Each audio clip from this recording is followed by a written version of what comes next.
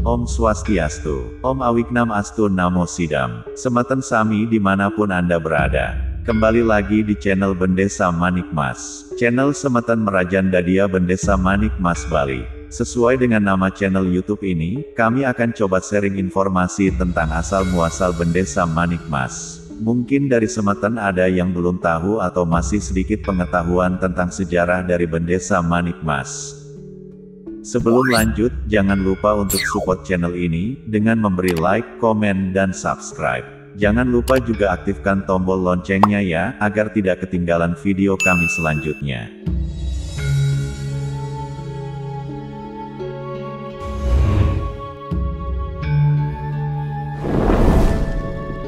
Sebagai umat Hindu Bali, wajib kita mengetahui sejarah-sejarah tentang kerajaan di Bali, serta asal-muasal dari kawitan, atau asal-muasal kita masing-masing. Nah, untuk itu, kita akan sharing informasi tentang asal-muasal Bendesa Manik Mas, serta sejarah Bali yang kami rangkum dari beberapa referensi dan sastra tua Hindu Bali.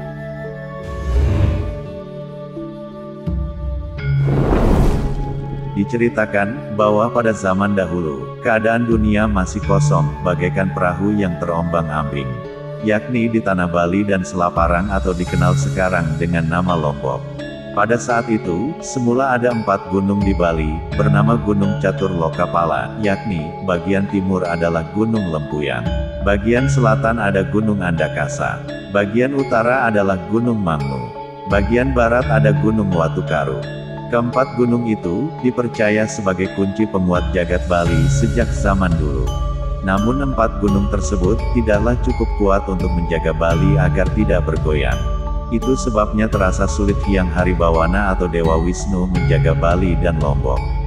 Melihat keadaan Bali mengalami pralaya, maka Hyang Trinayana atau Hyang Pasupati memotong puncak Mahameru yang saat ini namanya Semeru.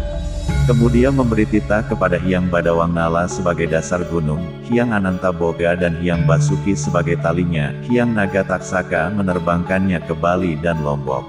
Di Bali, puncak tersebut menjadi Gunung Agung, dan di Lombok, menjadi Gunung Rinjani, adapun serpihan yang jatuh menjadi beberapa bukit. Demikian cerita kedua pulau tersebut baik Bali dan Lombok. Selang beberapa tahun lamanya, bertepatan pada wuku Prangbakat Sasi Kadasa bernama Anggara Kasih Prangbakat, Sasi Kadasa bertemu Purnama, tahun Candra Sangkala, Sukita Pawaka Mastaka Witangsi, satuannya Ra3, puluhannya Tenggek 1, atau Wesakyam Geni Budara, tahun Isaka 31, meletuslah Toh Langkir atau Gunung Agung, muncullah Batara Tripurusa atas titah dari Hyang Pasupati. Tripurusa tersebut yakni, 1. Batara Hyang Agni Jaya berstana di Pura Lempuyang. 2. Batara Putra Jaya yang juga bergelar Batara Hyang Mahadewa berstana di Pura Besaki. 3. Batari Hyang Dewi Danu beristana di Pura Ulun Danu Batur. Setelah kemunculan Batara Tripurusa kembali lagi diutus 4 anaknya untuk turun ke Bali, di antaranya 4. Batara Hyang Tugu berstana di Gunung Andakasa. 5. Batara Hyang Tumuwu berstana di Gunung Watukaru. 6. Batara Hyang Manik Gumawang di Gunung Beratan. 7. Batara Hyang Manik Galang, Corong, di Peceng. Entah berapa lama ketujuh anak dari Hyang Pasupati ini berstana di Satkahyangan dan disembah oleh jagat Bali. Setelah beberapa puluh tahun kemudian, diceritakan pada Anggara Kliwon Julungwangi, Sasi Karo, ketika Hyang Surya bergerak ke utara, bertepatan pada Sukla Pawaka Budara pada tahun Isaka 55. Kala itu Batara Hyang Agni Jaya dan Batara Hyang Putra Jaya beryoga, dan meletuslah Hyang Toh Langkir atau Gunung Agung kemudian mengeluarkan lahar api, membasmi segala yang dilaluinya. Lalu menjadi sungai yang dinamai Elwah Mbah Gehni, hingga kini. Dari yoga semadi yang dilakukan Batara Hyang Putra Jaya lahirlah putranya yang tertua bernama Batara Gana. Adiknya bernama Batari Manik Gehni.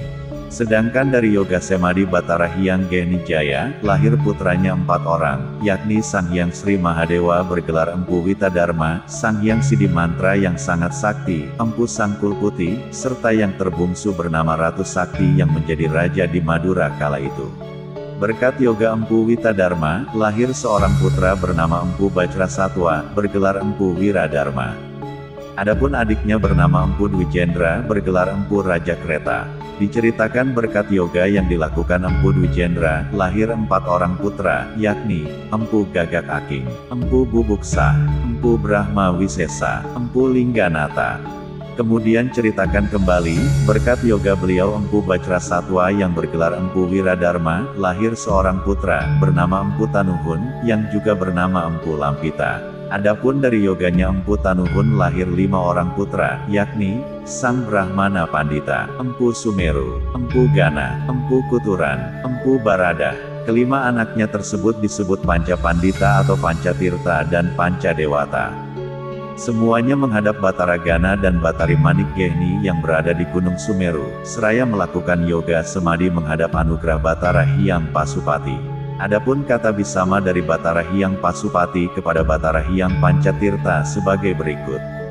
Oh cucuku sekalian, dengarkanlah baik-baik, jangan lupa terhadap perilaku seorang pendeta, yang taat akan tutur kamoksan dan kebenaran aksara. Jika begini mestinya begini, jika begitu mestinya begitu. Yang terpenting anugerah beliau, adalah segala ilmu yang tersurat dalam Sang Hyang Manu, Trikaya Parisuda, dan Tatwa Diatmika. Kemudian jika ada keturunanmu, sampaikan juga Bisamaku ini, untuk mengingatkan perilaku seorang pendeta utama. Jika ada keturunanku melanggar, tidak hirau isi lontar atau lepihan, ia bukan keturunanmu. Semoga ia kalah dan turun wangsanya. Demikian anugerah serta Bisama Batara Hyang Pasupati kepada Panca Pandita, sepi bagaikan diperciki Tirta Amerta Kamandalu setelah merasuk ke ubun-ubunnya.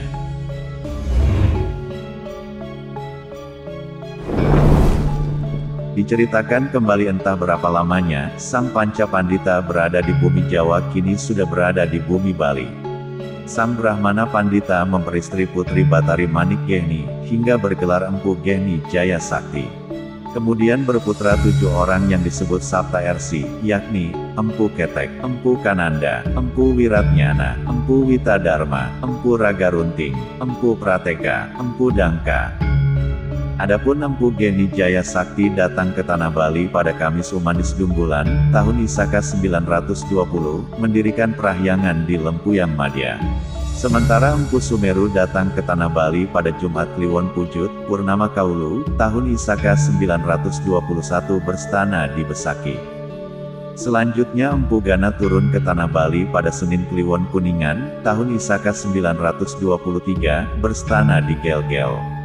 Dilanjutkan oleh Empu Kuturan datang ke Tanah Bali pada Rabu Kliwon Pahang tanggal 6 Isaka 923 berstana di Silayukti Padangbai.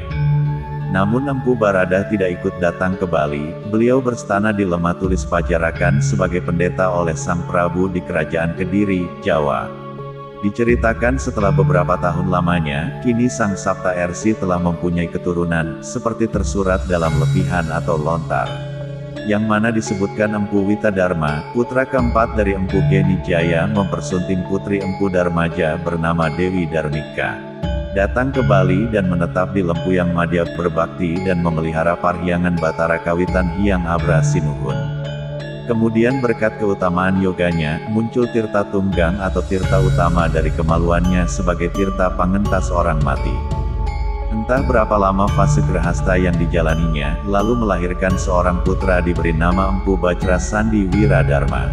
Adapun Empu Bajrasandi Wiradharma sebagai suami dari putri Empu Siwagandu, yang bernama Dewi Girinata, lalu melahirkan 3 putra laki. Yang tertua Empu Lampita, yang menengah Empu Atnyana atau bergelar Empu Pananda, dan terbungsu adalah Empu Pastika. Adapun Empu Pastika dan Empu Pananda dijadikan murid oleh Empu Kuturan. Keduanya tiada pernah kawin atau sukla brahmacari, menuntun ilmu di Silayukti Padangbai. Sedangkan Empu Lampita dijadikan suami oleh Nyi Ayu Subrata melahirkan seorang putra bernama Empu Dwijaksara. Adapun Empu Dwijaksara berputra Empu Jiwaksara, yang kemudian bernama Ki Patih Wulung.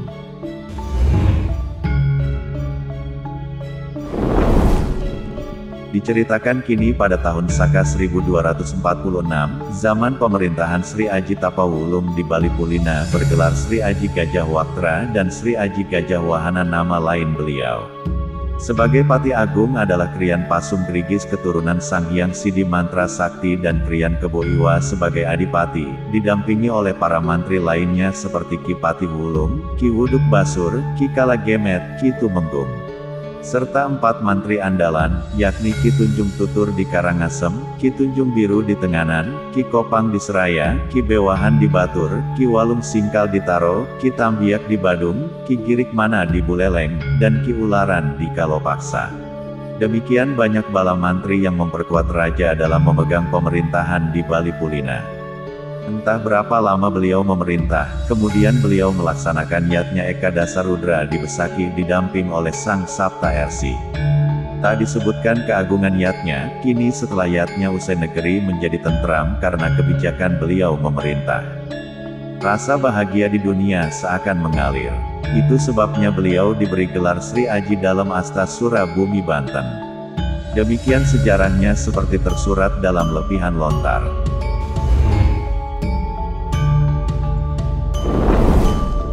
Kembali kini ceritakan tentang Empu Wijaksara yang datang ke Bali tahun Saka 1265.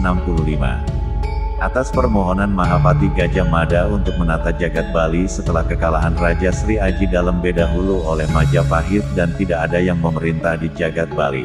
Setibanya di tanah Bali, segera membangun parhyangan di Gel-Gel bernama Pura Panganggihan Batur Gel-Gel. Disebutkan bahwa beliau punya seorang putra bernama Empu Jiwaksara dan bergelar Ki Pati Wulung. Kemudian beliau beristrikan Nyi Ayu Swara Reka, menurunkan 2 orang putra yang tertua bernama I Gusti Smaranata dan adiknya bernama I Gusti Bande Samanik. Adapun I Gusti Smaranata beristrikan Nyi Ayu Rudini menurunkan seorang putra bernama I Gusti Rare Angon. Adapun Ki Gusti Bande Samanik beristrikan Niluh Ayu Manik Hyang menurunkan Niluh Ayu Made Manikan dan dijadikan istri oleh Ki Gusti Rare Angon. Lalu diceritakan I Gusti Bandesa Mas sebagai Bandesa di Desa Mas tahun Saka 1257, menetap di Taman Pule. Kemudian menurunkan 3 orang, yang tertua bernama I Gusti Bandesa Mas, yang menengah bernama Niluh Made Manikan, dan terbungsu bernama Niluh Nyoman Manikan. Adapun I Gusti Rare Angon, dari istri pertama melahirkan 3 orang putra, yakni, I Gusti Pasek Gel-Gel, I Gusti Pasek Denpasar, I Gusti Pasek Tangkas. Kemudian I Gusti Rare Angon memiliki istri kedua dari Tohjiwa melahirkan 3 orang putra, yakni, I Gusti Pasek Tohjiwa, I Gusti Pasek Nongan, I Gusti Pasek Prateka. 6 orang putra dari Gusti Rare Angon dan 7 hingga I Gusti Bandesa Mas menjadikan sebutan Pasek Sanak Pitu di dunia ini.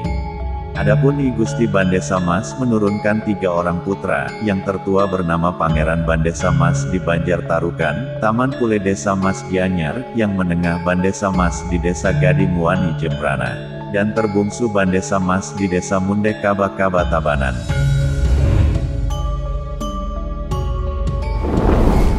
Lalu selang beberapa tahun diceritakan Bali saat itu pada pemerintahan Sri Aji Dalem Waturenggong pada tahun Saka 1382 sebagai Raja Bali.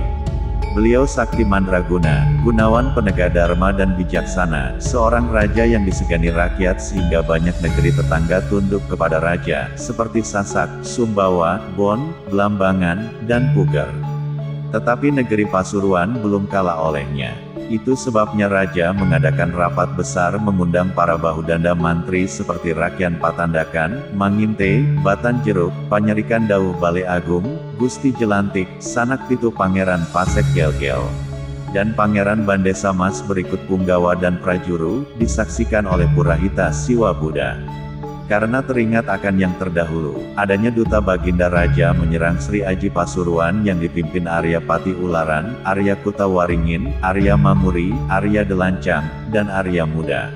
Ada lagi tentang masalah pada diri Pangeran Pasek dan Pangeran Bandesa, yang zaman dulu sebagai senapati perang oleh Dalem Cili Kresna Kapakisan. Tak disebutkan perihal duta perang di Pasuruan. Akhirnya Sri Aji Pasuruan kalah di tangan Pangeran Pasek dan Pangeran Bandesa, namun tetap tidak mau diajak ke Bali. Betapa tersulut amarah dari Pati Ularan, sehingga dipenggallah kepala Sri Aji Pasuruan dan dibawa ke Bali, berikut seluruh kekayaan istananya kemudian dihaturkan kepada Raja Bali, sebagai bukti beliau telah mengalahkan negeri Pasuruan. Setibanya Ki Pati Ularan dan kedua pangeran seperti Pangeran Pasek Gel-Gel dan Pangeran Bandesa di Balairung, lalu bersujud kepada dalam seraya berkata, "Hamba mohon maaf sebagai abdimu, kini telah berhasil mengalahkan Sri Aji Pasuruan di negeri Pasuruan, dan kepalanya telah dipenggal olehku, ini hamba haturkan kepada Paduka." Pangeran Bandesa pun juga ikut berkata, "Oh Paduka, hamba telah hancurkan istana Pasuruan yang dilapisi permata, dan kini telah mampu hamba raih sebagai bukti mengalahkan kerajaan Sri Aji Pasuruan." Ketika Krian Ularan dan Pangeran Bandesa mengatakan semua itu, seketika Raja Sri Aji dalam Watu Renggong terdiam bisu bagaikan tertindih gunung mendengarkannya. Wajah beliau merah bagaikan kobaran api karena sangat marahnya. Ia segera turun dari kursi singgasana, lalu berkata, "Hai kamu Krian Ularan, ada Bisama, utusanku kepadamu. Kini kamu tak bisa menghadap aku, karena dosamu yang amat berat terhadap kakakku Sri Aji Pasuruan. Ini ada pemberianku padamu, rakyat 200 orang, sawah 200 sikut. Pergilah kamu dari sekarang. Aku harap kamu menuju Patemon sebelah selatan bukit, atau Den Bukit. Jangan kamu menghadap aku lagi. Dan kamu Pangeran Bandesa, karena telah mengambil permata Mas Manik di Gapura Pasuruan, mulai sekarang kamu bernama Pangeran Bandesa Manik Mas, hingga keturunanmu seterusnya. Hukuman mati tidaklah pantas, tetapi diusir dari kerajaan itu lebih pantas sebagai hukuman jika dosa yang dilakukan sangat berat. Jika sudah diusir wajib dimaafkan. Sekarang juga pikiranku padamu Pangeran Pasek Gel-Gel, karena kamu masih satu. Berkat Krian Pati Ulung dulu, senantiasa berbakti padaku. Aku beri rakyat sama-sama 100 orang, sawah masing-masing 100 wit, dan ladang 100 wit, wajib diterima olehmu sekeluarga hingga keturunanmu." Demikian kata dalam tersurat dalam lepihan lontar. Kemudian, Pasek Gel-Gel dan Bandesa Manik Mas membangun rumah di Sweka Linggapura Klungkung, bernama Jerokuta sebelah selatan Puri Agung. Diperkuat oleh 200 orang rakyat bersama Pangeran Mas sebagai pemuka desa Gel-Gel atas perintah Sri Aji dalam Watu Renggong.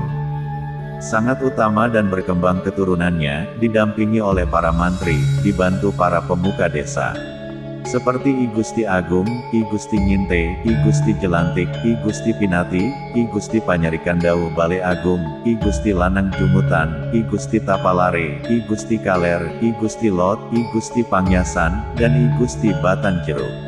Itulah seluruh Arya di Gel-Gel dan para pangeran, yakni, I Gede Pasek Gel-Gel, I Gede Bandesa Manik Mas, I Gede Dangka, I Gede Gaduh, I Gede Ngukuhin, I Gede Tangkas Kori Agung, I Gede Kubayan, I Gede Merekan, dan I Gede Apian Tubuh.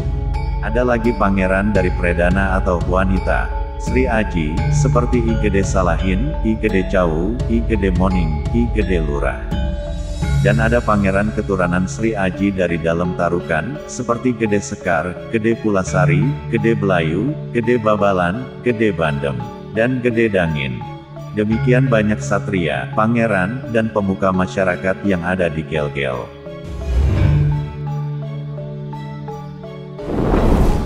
Kemudian, selanjutnya pada lontar diceritakan kedatangan Dang Hyang Nirarta ke Tanah Bali. Beliau adalah seorang pendeta utama, datang ke Tanah Bali pada tahun Saka 1411, bersama istri dan putra-putranya, yakni Ida Ayu Swabawa, Ida Kuluan, Ida Lor, Ida Wetan, Ida Rai Istri, Ida Telaga, Ida Nyoman Kaniten. Adapun Dang Hyang Nirarta menaiki Waluh Kele atau Waluh Pahit, istri dan putra-putranya menaiki perahu bocor. Karena kesaktiannya mereka segera sampai di Bali, lalu istirahat di bawah pohon ancak. Beberapa hari istirahat di sana beliau mendirikan parhyangan bernama Pura Ancak di sana. Ada Bisama putusannya kepada keturunannya, tidak boleh makan waluh seterusnya. Dikisahkan ke arah timur perjalanan Dang Hyang Nirarta, tiba-tiba bertemu dengan seekor naga menganga bagaikan goa. Masuklah beliau, di dalam mulut naga tersebut ada telaga berisi bunga tunjung sedang mekar, ada yang putih, merah dan hitam. Lalu dipetik bunga itu, baru keluar dari perut naga, sirnalah naga tersebut. Hal aneh pun terjadi, tiba-tiba berubah-ubah wajah Dang Hyang Nirarta, terkadang merah, hitam, dan putih silih berganti. Sehingga menyebabkan istri dan anak-anaknya lari berpencar ketakutan melihat sosok ayahandanya seperti itu. Lalu Dan Hyang Nirarta mencari anak dan istrinya yang lari ketakutan. Setelah beberapa lama beliau berhasil mengumpulkan istri dan anaknya, namun putri tertuanya belum ia temukan. Sampai akhirnya, ia melihat putri tertuanya Ida Ayu Swabawa sudah berbadan halus atau astral. Karena diperdaya oleh orang desa di Pagametan, Ida Ayu Swabawa pun meminta agar dirinya tidak lagi cemar diri dan penuh dosa, serta tidak terlihat lagi oleh manusia dan dapat menjadi dewa di surga. Tidak lagi menjadi manusia kembali. Dengan perasaan marah serta sedih, Sang Ersi mengabulkan permintaan anaknya. Lalu ia juga mengutuk orang desa Pagametan menjadi wong samar bernama Wong Sumedang, berikut desanya disirnakan. Demikian kisah singkatnya Sang Resi saat baru tiba di tanah Bali. Adapun beberapa anak dan istri Dahyang Nirarta, moksa atau sirna saat dalam perjalanan, diantaranya Ida Ayu Swabawa sirna sebagai Dewa Wong Sumedang, berstana di Pura Dalam Melanti. Dan beliau Patni Kaniten sirna di Pulaki menjadi Batara Dalam Pulaki. Demikian juga putranya yang bernama Ida Rai istri, ketika mengikuti perjalanan Dang Hyang Nirarta, lalu sirna di alas sepi bernama Suwung, disembah di Pura Griya Tanah Kilat, Desa Suwung Badung, bergelar Batari Ratu Niang Sakti. Diceritakan lagi, perjalanan Dang Hyang Nirarta tiba di Desa Gading Wani Jembrana, ketika penduduk desa kena gering gerubuk tak bisa diobati. Di sanalah, Bandesa Mas sebagai Bandesa di Gading Wani, memohon kepada Sang Ersi, agar berkenan mengobati penduduk desa Gading Wani. Tak lama, semua penduduk dapat disembuhkan oleh kesaktian Ersi Dang Hyang Nirarta. Kemudian Ki Bandesa Mas Gading Wani didwijati oleh Dang Hyang Nirarta bergelar Ki Dukuh Macan Gading. Sejak itu Dang Hyang Nirarta diberi gelar Padanda Sakti Wawurau, juga disebut Dang Hyang Dwijendra. Di sana, Bandesa Gading Wani menghaturkan putrinya kepada Dang Hyang Nirarta, bernama Nyi Jero Patapan, serta dayangnya, bernama Nyi Berit. Entah berapa lama, Dang Hyang Nirarta berada di Desa Gading Wani, lalu terdengar oleh Bandesa Mas di Desa Mas dan Bandesa Mas di Kaba-Kaba Tabanan, akan kesaktian Dang Hyang Nirarta. Lalu mengutus seorang duta agar Sang Ersi berkenan datang ke Desa Mas. Tak disebutkan perjalanan beliau. Di tengah perjalanan ia dijemput oleh Ki Bandesa Mas di Desa Kaba-Kaba. Tetapi beliau tidak berkenan, karena Ki Bandesa Mas Kaba-Kaba memohon di tengah perjalanan. Namun, ada anugerah beliau berupa Siwalingga agar dipuja oleh penduduk setempat. Kemudian didirikan pura bernama Pura Griya Kawitan Ersi, hingga kini. Diceritakan setelah sampainya di Desa Mas beliau dijemput serta disambut oleh Bandesa Manik Mas, seraya dibuatkan griya atau rumah di Taman Pule Desa Mas. Entah berapa lama beliau di sana, lalu Dang Hyang Nirarta medwijati Bandesa Manik Mas. Ketika itu, Bandesa Manik Mas menghaturkan adiknya yang bernama Niluh Nyoman Manikan, diganti namanya menjadi Sang Ayu Mas Genitir sebagai istri Dang Hyang Nirarta. Kemudian menurunkan seorang putra bernama Ida Putu Kidul. Selanjutnya menurunkan Brahmana Mas di tanah Bali. Dari perkawinan Dang Hyang Nirarta dengan Jero Patapan, menurunkan seorang putra bernama Ida Wayahan Sangsi. Juga bernama Ida Andapan atau Ida Patapan. Juga beristrikan dayangnya yang bernama Niberit, menurunkan Ida Wayan Temesi atau Ida Bendu sebutan lainnya. Kemudian datang I Gusti Panyerikan Dauh Bale Agung sebagai Duta Sri Aji dalam Watu Renggong, agar Dang Hyang Nirarta berkenan menjadi Bagawanta atau Purahitanya.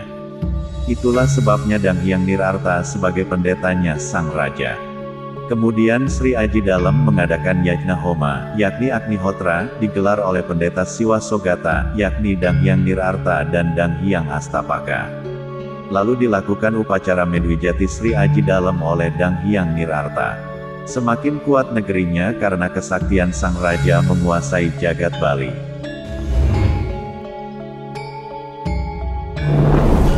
Cerita berganti beberapa lama kemudian, dikisahkan Bandesa Manik Mas di Banjar Tarukan Taman Pule Desa Mas, menurunkan 3 orang putra, yakni, Bandesa Mas di Taman Pule Desa Mas, Bandesa Mas di Desa Lotundu, Bandesa Mas di Desa Mawang Gianyar. Adapun Bandesa Mas di Desa Lotundu Gianyar menurunkan keturunan di Desa Ungasan, Bandesa Mas di Kesiman, Bandesa Mas di Sange, Bandesa Mas di Desa Abian Semal, dan Bandesa Mas di Desa Pangastulan Buleleng. Adapun Bandesa Mas di Desa Mawang Gianyar menurunkan Bandesa Mas di Desa Wanayu Bedulu, Bandesa Mas di Desa Celup, Bandesa Mas Ring Desa Malinggi, Bandesa Mas di Desa Paguyangan, dan Bandesa Mas di Desa Sanur. Entah beberapa tahun kemudian, diceritakan Bandesa Manik Mas sebagai pemuka Desa Mas secara bergantian sebagai Bandesa di Desa Mas tersebut, dan masyarakat selalu berbakti kepada junjungan. Dikisahkan ketika zaman Sri Agung Anom Sirikan sebagai pemegang kekuasaan desa timbul bergelar Sri Aji Dalem Wijaya Tanu Ratna Pangkaja, dalam Sukawati sebutan lainnya, sekitar tahun Saka tahun 1672 sampai tahun 1742 atau sekitar tahun 1750. Sang Raja Sukawati ini meminta agar Ki Bandesa Manik Mas mengaturkan pustaka leluhurnya ke Puri Sukawati. Pusaka yang dimaksud adalah pusaka leluhur Majapahit, yang dahulu diberikan oleh Ratu Majapahit dan Patih Gajah Mada kepada Ki Patih Wulung sebagai penguasa Bali Aga Majapahit, yang berupa tombak, keris, mirah, permata, bernama Manawe Ratna Manik Mas dan lain-lain. Namun Ki Bandesa tidak setuju menyerahkannya karena semua itu adalah pustaka dan senjata leluhur beliau sejak dulu dan tidak boleh diambil, dijarah atau dikuasai. Dalam Sukawati tidak mengindahkan atau tidak memahami isi wisama ini, sehingga terjadilah perang maha dahsyat. Dikisahkan perang mulai berkecamuk, bala tentara perang Ki Bandesa Mas telah bersiap-siap. Ada di ladang, persawahan, sebelah selatan Desa Mas, semua siap menunggu kehadiran musuh dari timbul. Perang sengit saling penggal, berhadapan-hadapan dengan perwira, mengamuk sejadi-jadinya, bunuh-membunuh. Karena rasa sayang dan bakti kepada rajanya, tak terhitung yang mati dan terluka ibarat perang Baratayuda terdahulu. Demikian juga amukan Kiai Bandesa Manik Mas, bagikan Abimanyu yang direbut 100 Korawa di medan laga Kuru Kesetra. Wajar saja, karena banyaknya musuh mengitari, akhirnya bala tentara dan Kiai Bandesa Manik Mas tiada berkutik. Sepeninggal Kiai Bandesa Manik Mas, maka yang masih hidup dan seluruh keluarganya berlari mencari persembunyian. Termasuk seluruh keluarga Brahmana Mas. Semua nyinep wangsa agar tak diketahui oleh musuh. Ini adalah sebuah bisama Kiai Bandesa Manik Mas sebelum kalah di medan peperangan. Itu sebabnya semua berlari hingga jauh dari Desa Mas, agar tidak dibunuh oleh musuh. Ada yang bersembunyi di Tangkulak, ada di Badulu, ada di Tampak Siring, ada di Tegalalang, Ujungan, ada menuju Buleleng, Bondalem, Banyu Atis, Banyuning, Kubu Tambahan, Git-Git, Baturiti, Candi Kuning, Mengwi Kapal, Kaba-Kaba, Jembrana, Negara, Yembang, Badung, Kapisah, Pedungan, ada di Desa Ungasan menetap di Banjar Kangin, ada di Pabambai, ada di Karangasem, di Klungkung, Nusa Penida. Ada di Abian Base, ada di Balahpane, ada di Bukit, dan ada di desa dusun, perkampungan, memenuhi jagat Bali. Bagaikan pohon beringin besar banyak rantingnya merasuk ke pertiwi, lebat daunnya, banyak buahnya tiada terhitung. Akhirnya, ada yang kaya dan miskin, ada yang pandai dan bodoh. Ada yang masih setia dengan wangsa serta tidak tahu akan sejarah leluhur. Itu semua adalah takdir Tuhan atau titah Sang Hyang Parawisesa, karenanya jangan bersedih, ceritakan perihal kejelekan. Karena yang namanya manusia tiada luput akan suka duka, ibarat roda berputar, walaupun sangat lambat putarannya, itu pasti akan dijumpai oleh manusia di dunia.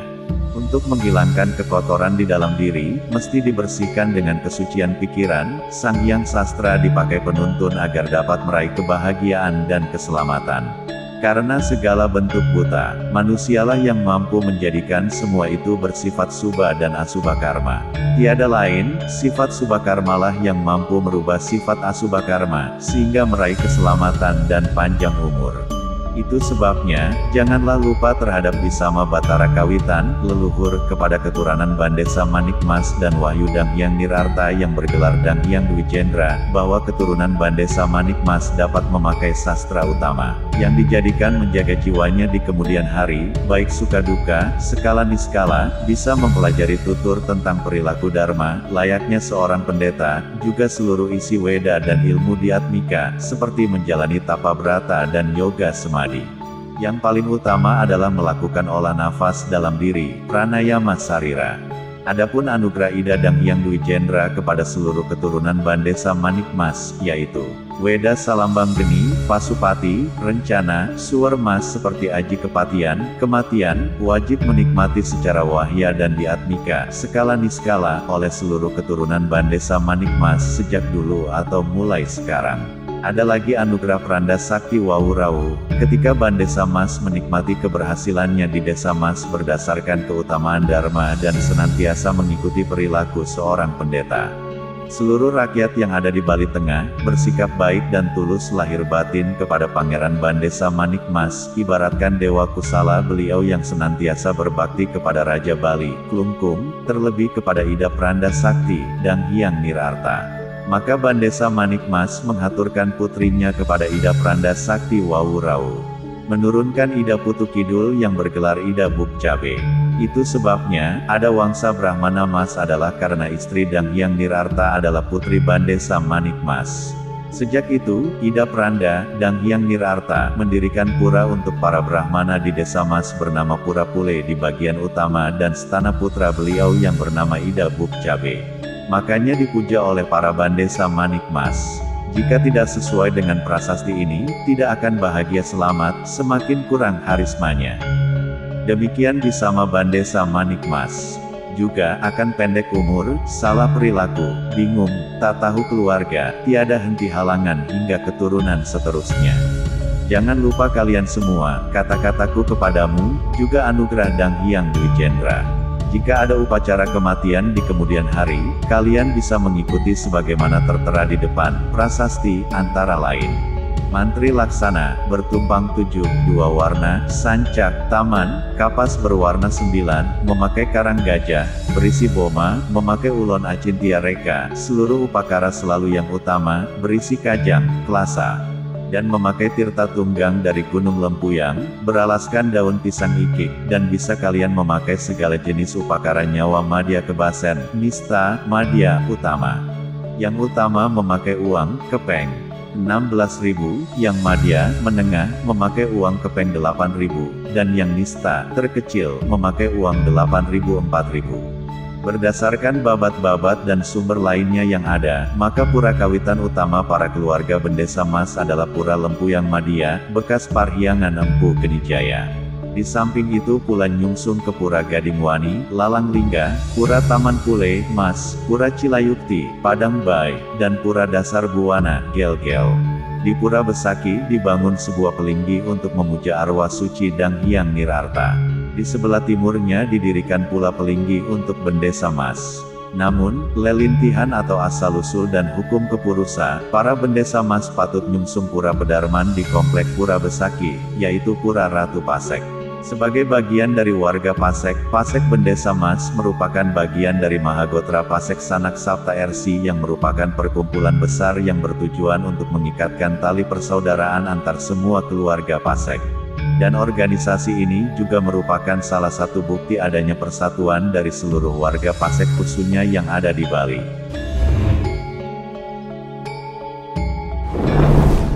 Nah, itu dia sejarah asal-muasal Bandesa Manikmas ya Semeton. Semoga dengan mengetahui sejarah ini, baik Semeton Bali, serta Semeton Bandesa Mas dapat mengambil hal-hal positif, serta dapat mengetahui asal-muasal baik kawitan, leluhur serta pura-pura yang berkaitan dengan Bandesa Manikmas. Dukung terus channel Bandesa Manikmas dengan memberi like, komen dan subscribe channel ini dan tekan juga tombol loncengnya untuk mendapatkan info video terbaru kami. Suksma, Om, Santi, Santi, Santi, Om.